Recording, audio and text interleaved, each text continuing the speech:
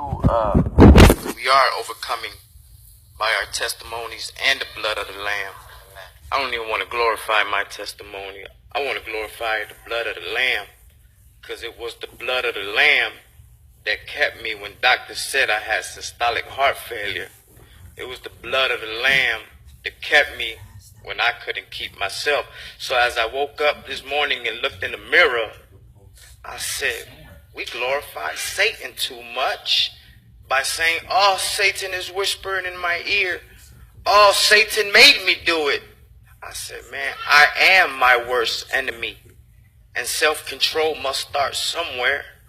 If we keep looking for a finger or somebody to point at, it was like Adam in the garden. He said, Lord, it was this woman that you gave me that told me to eat from the fruit. And we've been doing that ever since. And I don't even think Satan is what we say he is.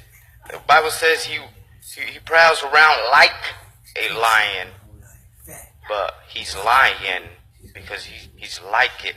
So I realized today that self-control is what gets us there, to be on one accord. It's like we can't pray without fasting, right? We can't pray without fasting. They come hand in hand. Faith to me is sacrifice. If I have faith, I must sacrifice. In Genesis, matter of fact, when God told Abraham, man, go on and take what you love dearly, what's closest to you. Man, I didn't see where Abraham cried or refused, because in his head he knew that if he killed his son, God had the power to resurrect him. And as Abraham stretched forward for the knife, the angel that I think is the Lord, the angel of the Lord said, stop. And as he looked up, he seen the ram.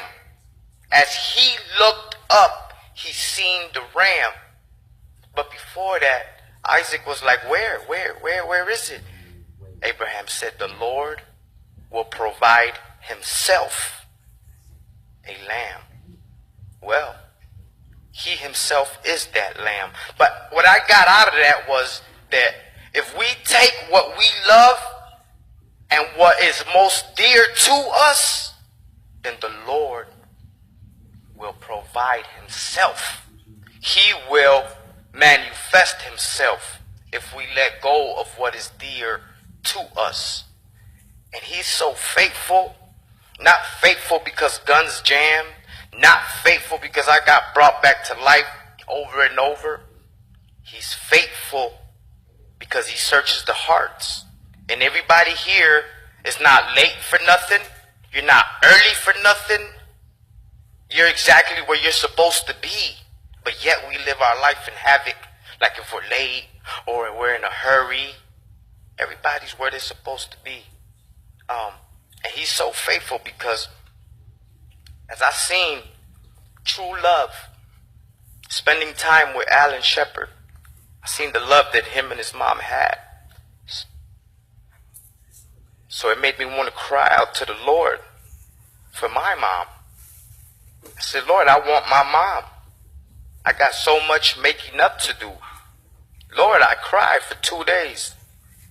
And I ain't seen her because she been on the street doing her thing. I was in foster care. That ain't no excuse. So on the third day, I look at my phone and it's a text. Your mom called. I didn't know to be happy or sad because I felt numb.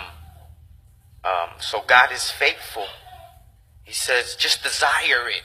Just desire it and I'll give it to you. The problem is, my sons and daughters, I hear him say that we have no desire in where his glory can be manifested. So God is faithful. And it is the blood of the Lamb that kept me. And it keeps us.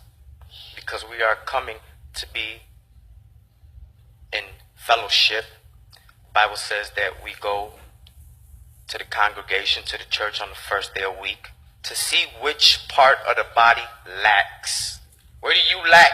so that we could fulfill it through God in abundance. It says that in 1 Corinthians 15. So here we are, and two or more are present, and the Lord is in the midst, so that we can identify what our calling is. You know, I finally know what my calling is, and when we identify who God is, first and foremost, Jesus Christ is the Father. And when you have that revelation, you know what kind of God you have and what He's capable of. So when we know our calling and we know, okay, this is my calling, I'm charity, or I'm a preacher, I'm a teacher, then we can hear God's voice a little bit more clearer, and it drowns out the New York that we have in our head, because New York is the city that never sleeps, and it's crowded. So our head is that battlefield, is that war zone. So when we acknowledge what is God's voice, then we can step forward more and more to the calling, to the will of God.